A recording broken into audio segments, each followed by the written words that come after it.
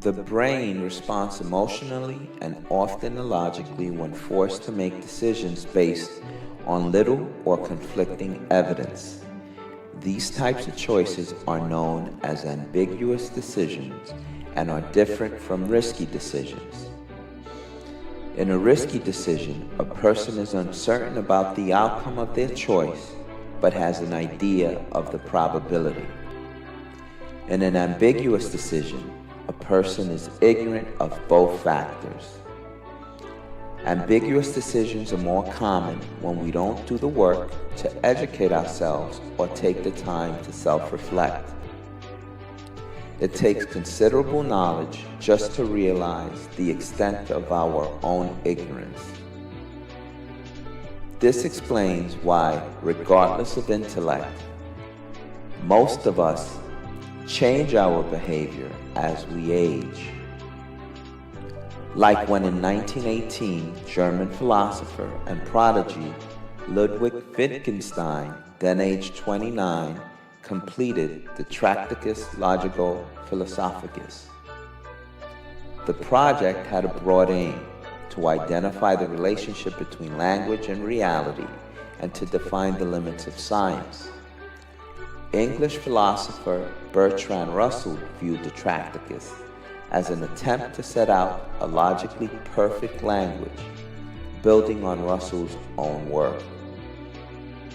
In the years between writing both the Tractatus and another piece titled Philosophical Investigations, which was published posthumously after Wittgenstein's death, Wittgenstein came to reject the idea where the ultimate symbols from which a language should or even could be constructed, thus becoming the Tractatus' biggest critic. According to Wittgenstein's philosophical investigations, philosophical problems arise when language is forced from its proper home into a metaphysical environment, where all the familiar and necessary landmarks and contextual clues are removed. This metaphysical environment is like being a member of a quote-unquote perfect family, where the conditions are apparently perfect for a philosophically and logically perfect language. All problems can be solved without muddying the effect of everyday context, but where, precisely because of lack of different opinions, ideas and language communicating amongst family members is not needed.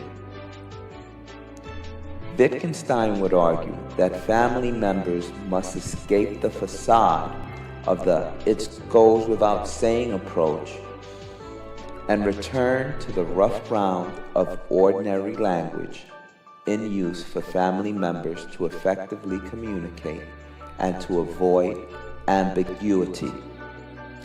Theoretical economist Kenneth J. Arrow mostly writes for fellow economists to avoid misinterpretations of his articles. Arrow proved that social choice or social decision-making is not rational. The transitivity principle is the preference of ordering alternatives based on their relative utility, a process which results in an optimal quote-unquote choice. So if group members prefer oranges to apples and apples to pears, can we say with 100% certainty all members should prefer oranges to pears all of the time? The answer is no, since there cannot be a completely consistent meaning to collective rationality. We have at some point a relation of pure power in decision-making. Economics can explain individual choices. It cannot explain group decision-making. Arrow has also written on the economics of healthcare, describing the moral hazards of insurance. Individuals who are insured take more risk than had they not been insured.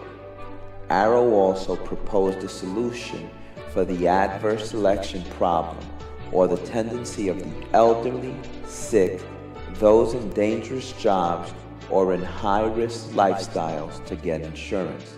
Meanwhile, those with low probability of getting sick lack the urgency and often choose not to purchase insurance. The solution? Arrow proposed a single-payer system where everyone is covered by health insurance. No one can attempt to provide plans that appeal to only low-risk groups, and insurance companies don't have to worry about low-risk individuals dropping out of the system and significantly raising the average cost of insuring people, which in turn would encourage additional healthy individuals to opt out of insurance.